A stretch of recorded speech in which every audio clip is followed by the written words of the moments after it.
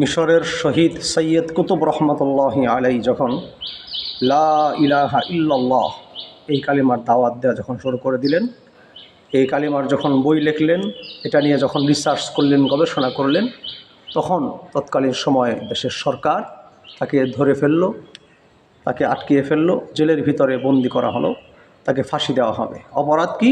লা ইলাহা ইল্লাল্লাহ এই কালিমার দাওয়াত দেওয়া। এই কালিমার দাওয়াত দেওয়ার কারণে তাকে ফাঁসির কাস্টে ঝুলতে হয়েছে, মৃত্যুবরণ করানো হয়েছে, সে শহীদ হয়েছে।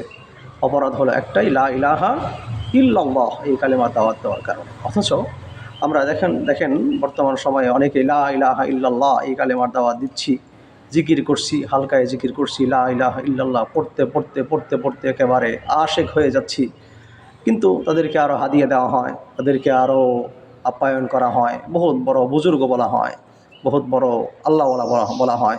যে কোনো দেশে পাসপোর্ট তার জন্য ওপেন করে দেওয়া হয়, তাকে পাসপোর্ট চাইলে পরে পাসপোর্ট দেওয়া হয়।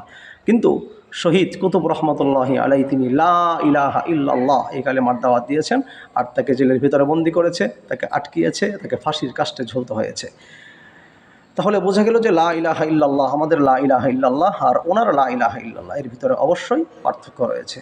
যে সমস্ত ব্যক্তিরা লা ইলাহা ইল্লাল্লাহর দাওয়াত দেয়, হাদিয়া আসে, আর যে সমস্ত ব্যক্তিরা, কিছু কিছু ব্যক্তি আছে ওনারা লা ইলাহা ইল্লাল্লাহর দাওয়াত দেয়, তাদেরকে হাদিয়া তো দূরের কথা, তাদেরকে ধরা হয়, জেলের ভিতরে বন্দি করা হয়, তাদেরকে ফাঁসির কাস্টে ঝুলতে হয়।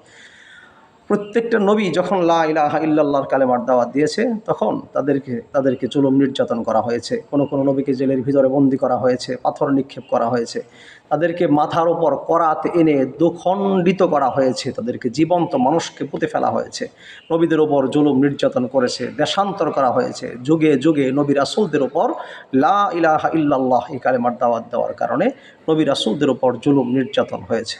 প্রত্যেকটা নবীরই মিশন ছিল লা ইলাহা ইল্লাল্লাহ, আল্লাহ ছাড়া কোনো ইলাহ নাই, কোনো মাবুদ নাই, কোনো সৃষ্টিকর্তা নেই, কোনো হুকুমদাতা নেই, কোনো রিজিক দাতা নেই। তাহলে নবীদের লা ইলাহা ইল্লাল্লাহ আর কিছু কিছু লোকদের লা ইলাহা ইল্লাল্লাহ, এই হালকায় জিকির, অথবা কিছু কিছু লোক আছে লা ইলাহা ইল্লাল্লাহর দাওয়াত দেয়, কালেমার দাওয়াত দেয়, এই যুগের কালেমার দাওয়াত দেওয়া আর নবীদের কালেমার দাওয়াত দেওয়ার ভিতরে অবশ্যই পার্থক্য রয়েছে। কারণ নবীরা কালেমার দাওয়াত দেওয়ার কারণে তাদেরকে ফাঁসির কাস্টে ঝুলতে হয়েছে, জেল খাটা লাগছে, জুলুম নির্যাতনের শিকার হয়েছে, দেশান্তর করে দেওয়া হয়েছে, তাদেরকে করাত দিয়ে দুখণ্ডিত করে, জীবন্ত মানুষকে দুখণ্ডিত করা হয়েছে, করাত দিয়ে তাদেরকে চিরে ফেলা হয়েছে। বিভিন্ন উপায়ে বিভিন্নভাবে নবীদেরকে এরকম জুলুম নির্যাতন করেছে। এই জন্য নবীদের কালেমার দাওয়াত আর আমার দাওয়াতের ভিতরে পার্থক্য রয়েছে।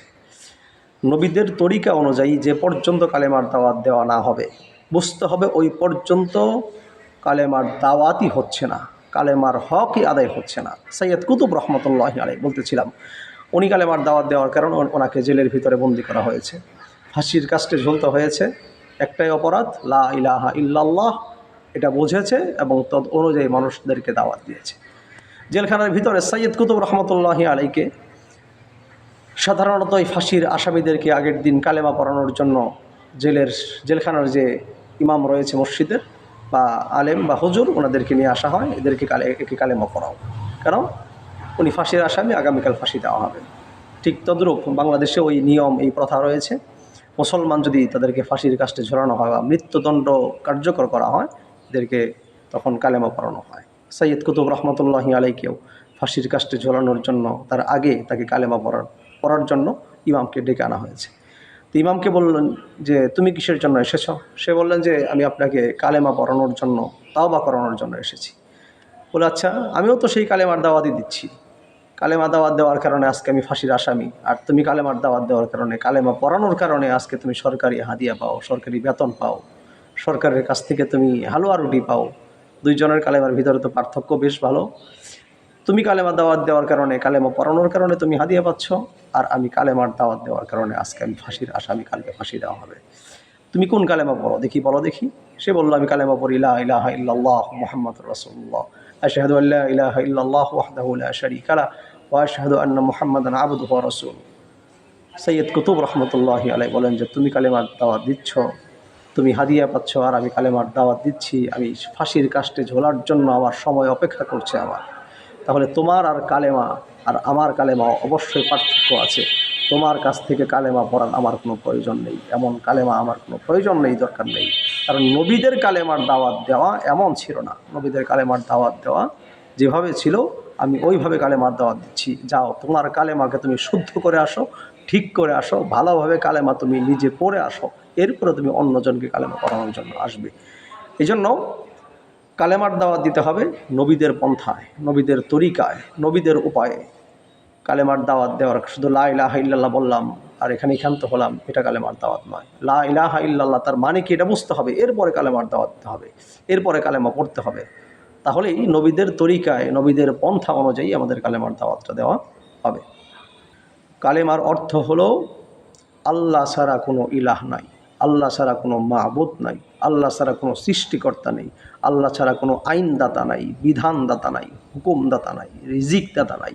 সমস্ত ক্ষমতার মালিক ওয়াহদাহু লা শারীকা লাহ, তার কোনো শরিক নেই, অদ্বিতীয়, তিনি হলেন আমার আল্লাহ। এটা হলো কালেমার অর্থ। কোনো মুসলমান কারো চোখ রাগানো দেখে ভয় পায় না, মুসলমান ভয় পায় একমাত্র আল্লাহ রাব্বুল আলামিনকে।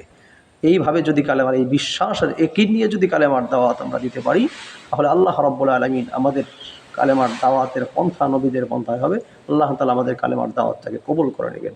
আল্লাহ রাব্বুল আলামিন আমাদেরকে কালেমার দাওয়াত যথাযথভাবে সঠিক উপায়ে নবীদের পন্থায়, নবীদের তরিকায় কালেমার দাওয়াত দেওয়ার তৌফিক দান করুক। আমিন।